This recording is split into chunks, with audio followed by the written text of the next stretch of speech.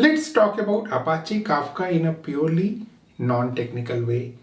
This video is intended for technical as well as non-technical people, and it is going to give you some basic information which will help you to take an informed decision about using Apache Kafka. So let's go ahead, start and understand what is Apache Kafka. So Apache Kafka is an event streaming platform. I know this term might be confusing for some of you, but don't be. I will explain what is the meaning of event streaming. Let's first talk about what is the meaning of event. You know, event is something that has happened at some point of time. For example, you might be graduated or you dropped off, you got a job, you got married, you have kids. All those things are events, right? And the characteristics of events is that events happened. You cannot go back and change those events, right? So that is the idea behind event in software, in application, in your microservices world. If you want to capture something in the form of events, where it actually captures what happened at that point of time, at X point of time, at Y point of time, which cannot be changed, then Apache Kafka is something you should look into. So that was all about event, but what is the meaning of streaming?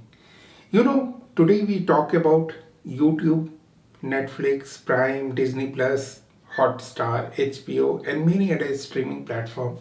What is the meaning of streaming platform? Streaming platform means things which have been created will be put into that platform, and you as a consumer, if you want to go ahead and see that, you can go ahead and see that at the time and place of your choice. Similarly, Apache Kafka is an event streaming platform. So whatever events that are being generated, it will keep those events in some place in an immutable form, and the consumers of those events can go ahead see those events. So this is all about event streaming platform. So I hope and believe you now understood what is the meaning of event streaming. Now Apache Kafka logs the events. As I have already explained you that events are something that had already happened, and every time an event happens, it is gonna log that event, okay, one after another. So this is what in a nutshell Apache Kafka does. Now before I go ahead with Apache Kafka, let me answer a very basic and very important question. People will say that why Apache Kafka? Why a totally separate thing? Why can't I do the same thing with databases? Okay, I know databases. I have databases in my system, application, in my environment, in my cloud. Why can't I use my database? Well, this is a valid and extremely powerful question. Okay, let me answer this question. The answer is databases are general purpose. What is the meaning of general purpose? So whatever you want to do with Apache Kafka, if you just use database, you will be able to do it some way or other. Okay, but in database, what are database for? In database you can create record, modify record, delete record. Okay, you can even rearrange record, you can create new table, you can rearrange table, and you can rearrange records in the way you want, right? Which means using databases as an event streaming platform is one of the hundreds of options, okay, maybe more than hundreds of options provided by database. But with Apache Kafka, what happens is that it writes at the end just like a log, okay. So it is actually tailored for event streaming kind of thing. It takes care of so many things that if you want to do the same thing with databases, first and foremost it will be difficult, second it will be prone to error. So why not use something which is being proved and working for very long time? Okay, Kafka was created more than a decade back, right? But I am not gonna suggest that you can't do the same thing with databases, but I will recommend not to go ahead with databases because databases have different purpose. Of course, with Kafka you can use databases, right? All the events which you have captured in Apache Kafka, you can store those events in the database, right? But database will not be primary means for event streaming. So let's assume that this event streaming is happening. First event 1 happened, then 2, then 3, and then 4. Let's assume it's a very simple array data structure, right? It's simple array or simple list, right? As of now, 4 events have already happened. What will happen when the 5th event will come into picture? The new event will always be added at the end, okay? New event cannot be inserted in between, right? It cannot be done in that way. Event, whatever has happened at a particular time, the event has happened. Always remember this. Always remember this concept of events, okay? Events are something which has happened, okay? For example, if a customer has purchased something, they have purchased something. Of course, they can cancel, but the purchase record will not be cancelled, right? Will not be erased. Purchase record will be there even if they cancel at a later point of time. That's the idea of events.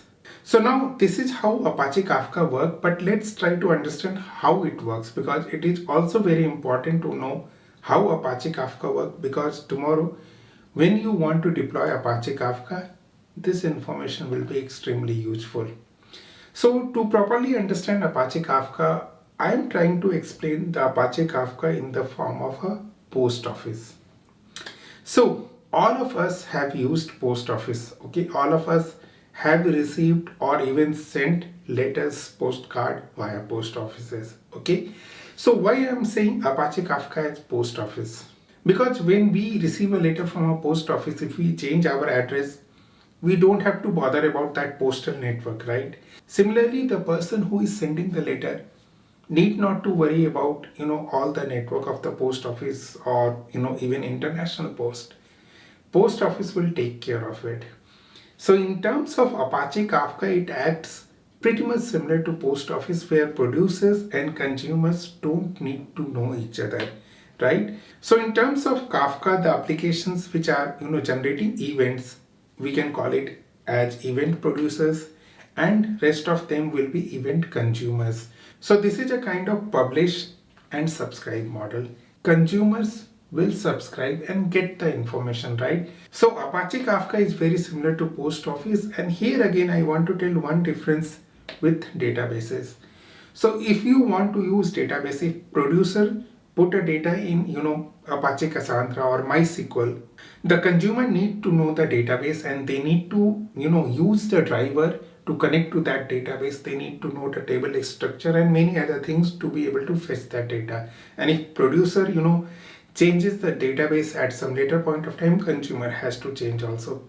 This doesn't happen with Apache Kafka. Producer will produce the event will go to Apache Kafka, and consumers, no matter wherever they are, they will get the events. In case of producer, new producers are being added, fine. New consumers are being added, fine. Everything works seamlessly in Apache Kafka. I hope things are clear till here, because the next thing which I want to talk about is the core of Apache Kafka architecture, and that is called Kafka topics. So what is a topic? Let's come back again to our post office example, right? We have one post office, and from that post office we are going to distribute letters to everyone wherever they are. But all of us know that over a period of time, that post office will be overwhelmed by all the letters that are coming, and it will be difficult for them to segregate things like these letters are for these countries and so on and so forth. So what Kafka topics are? Kafka topics are a way to segregate things, right? Similarly, in here, if I'm creating post office, I created post office separately for, North America, Africa, Asia, Europe, right? So whenever an event producer produces a letter for, North America, it will go to North America topic. And if it is produces for Asia, it will go to Asia, Europe, Africa, and so on and so forth. So this is the way we identify topics in Apache Kafka. Apache Kafka topics are extremely important concept, and you might have guessed why topics are created, so that different events goes to different set of list or queues, you can say. Now before I go ahead, let me tell a disclaimer that this might be a crude example, but I believe if we understand it from this perspective, it will be easy for us to understand when we go ahead and create topics in Apache Kafka. Okay, So this is all about producers and creating multiple topics. What about consumers? So rule number one consumer can listen to more than one topics. One consumer can subscribe to events of more than one topic. So in this case, these consumers want to receive letter from Asia as well as from Europe. And in other case, North America and Africa, there are only one set of consumers that are gonna listen to these topics. So whenever you use Apache Kafka, you create topics, you assign event producer applications to different topics, you make sure that the clients are subscribed to different topics, and everything works seamlessly. Now let's talk about a very interesting mechanism of Kafka topics. As I told you earlier that with one topic, multiple consumers can subscribe to it. Let's assume that at this moment of time, two set of consumers have subscribed to it, and at this moment of time there are four events which are already there: E1, E2, E3 and E4. Now let's talk about first set of consumers. They have read the event E1 and E2. So what will happen if the second set of consumers want to read the event? Remember, they haven't read the event yet. It's only the first set of consumers who have read the event. Now, this is the beauty of Apache Kafka, that if the second set of consumers want to read the events, it will behave as if it is going to copy the existing events in a new list, and they will start from E1, which means that for every consumer there is an offset that is always there in Apache Kafka, that how many events this particular consumer has already read and from where it needs to continue. If a new consumer comes, the new consumer will read it from the beginning. Okay, this is very important, and this is one of the extremely awesome concept of Apache Kafka. So some of the things like in publish subscribe, sometimes it happens that if a consumer has already read the event, next consumer will not get that. This is not the case with Apache Kafka. Okay, so our offset will be maintained consumer wise. Now there is one more important fact about Kafka topic. Let's assume that at this moment of time there is only one set of consumers, okay, and they have read E1 and E2. Then what will happen to E1 and E2? Okay, the offset is there, there are no more consumers to read E1 and E2. What will happen to E1 and E2? Will it be deleted? Well, no and yes.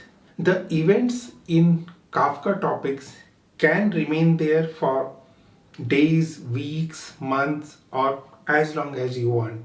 And after some time you want to put older events into some databases, that is possible.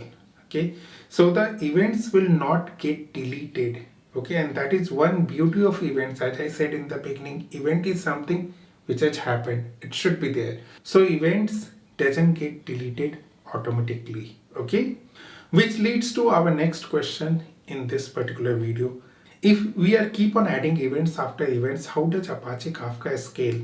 Well, there is something called partition. Every topic can be partitioned into multiple partitions, and this is where scalability and fault tolerance of Kafka comes into picture. So in Kafka, a machine is called broker, and each machine can have one partition. Okay, so now I am feeling that if I talk more it will go into technical details, so I will stop over here. But this is how Apache Kafka works, and this is how scalability and fault tolerance works with Apache Kafka. Of course, in the upcoming videos we are gonna see how to create topics, how to create partition, how to put data into the partition, how to fetch data from the partition, and in a nutshell how Apache Kafka works anyway. So should you use Apache Kafka? Very good question and very powerful question. I don't know. You need to understand based on your circumstances, scenario and application requirements whether you want to use Apache Kafka or not. Okay, do not just use something just because something is there. Always remember, in the software world, if there are few things that are there, they are there because there are some usability, some applicability at some places. Okay, so always analyze what is your requirement, and if this fits into your requirement, whatever you want to implement, then go ahead and use that. So with this, I'm gonna end this video. Thank you all. Thanks for watching. We will meet again. Until the next time we meet, good day, goodbye. You take care.